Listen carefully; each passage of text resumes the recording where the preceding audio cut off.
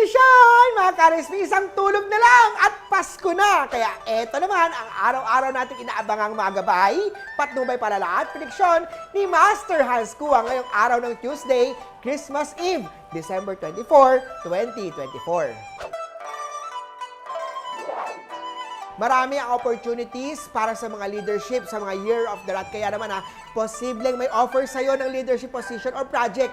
This is your chance to showcase your management skill and take more on your responsibility. Blue at luwang swerte kay Year of the Rat. Sa mga Year of the Ox naman na magkakaroon ng gains sa iyong investment, stay low-key at huwag masyadong ipagsabi para hindi masalasihan. Brown at 4 ang swerte kay Year of the Ox.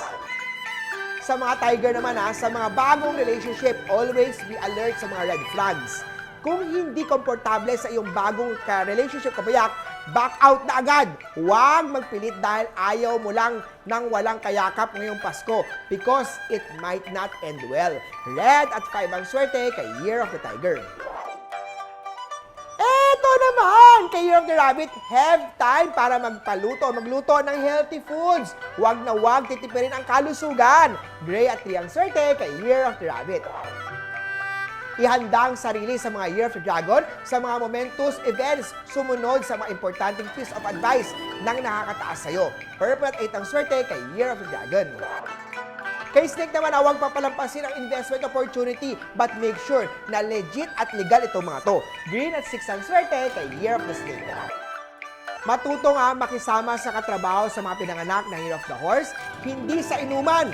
Sa loob ng workplace support each other and always help each other. Dark pink at 12 ang swerte kay Year of the Horsey. Punta naman tayo kay Year of the Goat na mag-ingat sa mga bone problem tulad ng osteoporosis, broken bones, pati na rin sa bad posture. Ito ang magiging problema dala ng bad nutrition diet mo.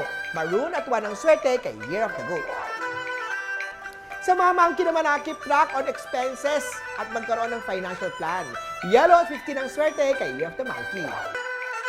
Sa mga rooster, never mix business with pleasure or your personal life. A workplace is for building a professional reputation, hindi para humanap ng love life. Ano ba yan? Orange at 12 ang swerte kay Year of the Rooster.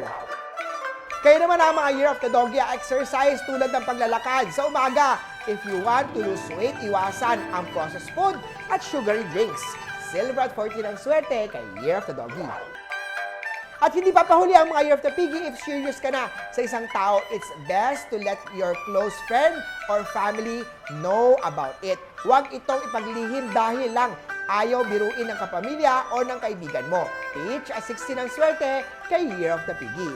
Muli po ito po yung mga gabay, patnubay palala at prediksyon lamang ni Master Hans Kua. Nasa inyong mga kamay na asalalay ang inyong tagumpay. Kaya always be positive at i-claim ang mga swerte, mga ka-RSP. Have a Merry Noche Buena mamayang gabi. Kita-kita ulit tayo!